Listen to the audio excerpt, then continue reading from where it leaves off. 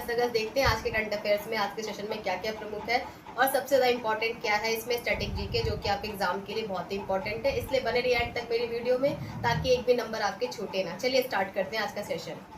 तो पहला है आपका कैप्टन शिवानी सेना प्रमुख की पहली महिला एडीसी नियुक्त हुई। क्या हुई? एडीसी नियुक्त। एडीसी एडे कम कैंप, ठीक है।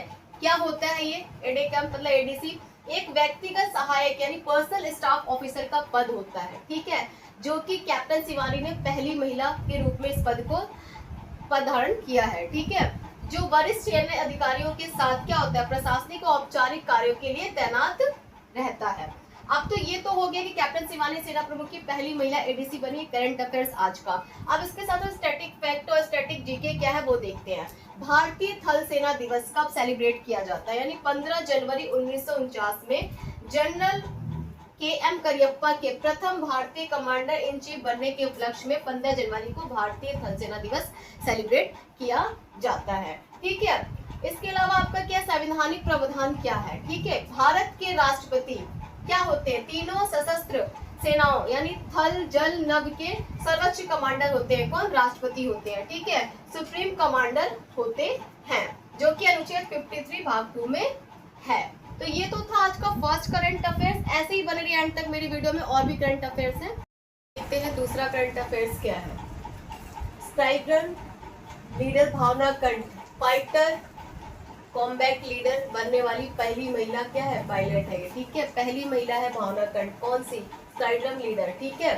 अब स्क्वाड्रन लीडर भावना कंठ ने ग्वालियर स्थित TACDE यानी tactics and air combat development establishment से प्रतिष्ठित fighter combat leader FCL course सफलतापूर्वक पूरा किया, ठीक है। इन्होंने यहाँ से पूरा किया था, जो ग्वालियर में स्थित इंस्टीट्यूट है, और ये पहली महिला बनी है स्क्वाड्रन लीडर, ठीक है। कौन सी? भावना कंठ। तो ये तो हुआ आज का करंट अफेयर से। साथ ही आपका स्टैटिक जीके क्या है इसमें? वायुसेना दिवस कब मनाया जाता है? 8 अक्टूबर को, ठीक है। और जो आपका भावना कंठ हुई, आमनी चतुर्वेदी और मोहिना सिंह वर्ष 2016 में क्या हुई थी? भारत की पहली महिला फाइटर पायलट बनी थी, ठीक है। इसके अलावा अवनी चतुर्वेदी और मोहना सिंह इसमें 2016 में, ठीक है। ये तो हुआ सेकंड करंट अफेयर्स। आगे ऐसे और भी करंट अफेयर्स से बने रहिए एंड तक। अब देखते हैं तीसरा करंट अफेयर्स क्या है आज का। गोवर्धन योजना, ठीक है। हेतु क्या किया सरकार ने? 23,731 करोड़ की क्या की स्वीकृति किया। क्या है ये? पहले इसके बारे में जानते हैं। केंद्रीय मंत्रिमंडल ने स्वच्छ ऊर्जा और ग्रामीण स्वच्छता को बढ़ावा देने के लिए Govardhan globalisation organic bio agro resource धन का क्या किया? योजना का बजट आवंटन बढ़ाया है, ठीक है। इसका उद्देश्य क्या है? मवेशियों के गोबर व जैविक कचरों को बायोगैस यानी कंप्रेस्ड बायोगैस CBG और जैविक खाद में बदलना, ठीक है। ये तो था इसका करंट अफेयर्स की। आज कौन सी योजना को आवंटन बढ़ाया है, क्या किया है, ठीक है। योजना कौन सी आई है। अब बात करते हैं स्टैटिक फैक्ट क्या है इसमें? किस मंत्रालय के अंतर्गत ये कार्य करता है? जल शक्ति मंत्रालय पेयजल एवं स्वच्छता विभाग के अंतर्गत ये कार्य करता है। अब बात करते हैं सर्कुलर इकोनॉमी क्या है, ठीक है। क्या है ये? ऐसा आर्थिक मॉडल जहाँ क्या होता है? संसाधनों का पुनर्चक्रण यानी रिसाइकिल और पुनः उपयोग करके अपशिष्ट को शून्य किया जाता है, तो इसे कहते हैं हम सर्कुलर इकोनॉमी। तो ये था तीसरा करंट अफेयर। ऐसे और भी करंट अफेयर से बने रहिए। तो देखते हैं आज का last and fourth current affairs क्या है। ब्रिक्स पेमेंट टास्क फोर्स यानी BTF की 6वीं बैठक। क्या है 6वीं बैठक? पहले ब्रिक्स देशों ने आपस में स्थानीय मुद्राओं में सीमा पार भुगतान प्रणालियों को मजबूत करने पर सहमति व्यक्त की है। सबसे पहले आप ब्रिक्स जानिए क्या है आपका।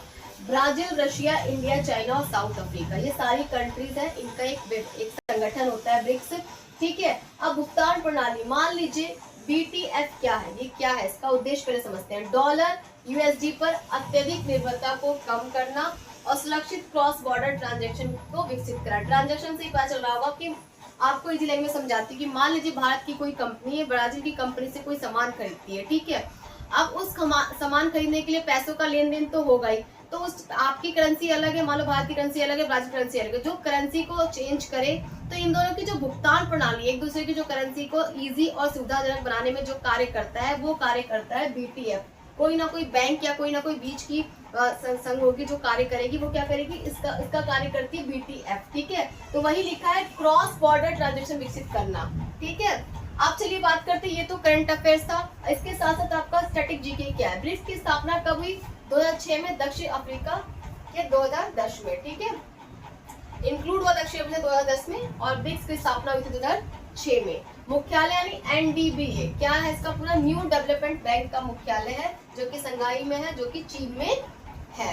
अब नए सदस्य इसमें कौन है 2024 में जुड़े हैं? कौन? मिस्र, इथोपिया, ईरान, संयुक्त अरब अमीरात, यूएई, ये इसके सारे कंट्रीज जो कि अभी न्यू इंक्लूड हुए हैं 2024 में। तो अक्सर ये भी पूछे जाते हैं कि ब्रिक्स में कौन कौन सी कंट्रीज शामिल हुई है 2024 में। तो ये तो था आज का करंट अफेयर्स। ऐसे ही करंट अफेयर्स के लिए बने रहे स्टडी विद अलका के साथ। अगर आपको मेरी वीडियो अच्छी लगी तो लाइक करिए, दोस्तों का शेयर करिए और सब्सक्राइब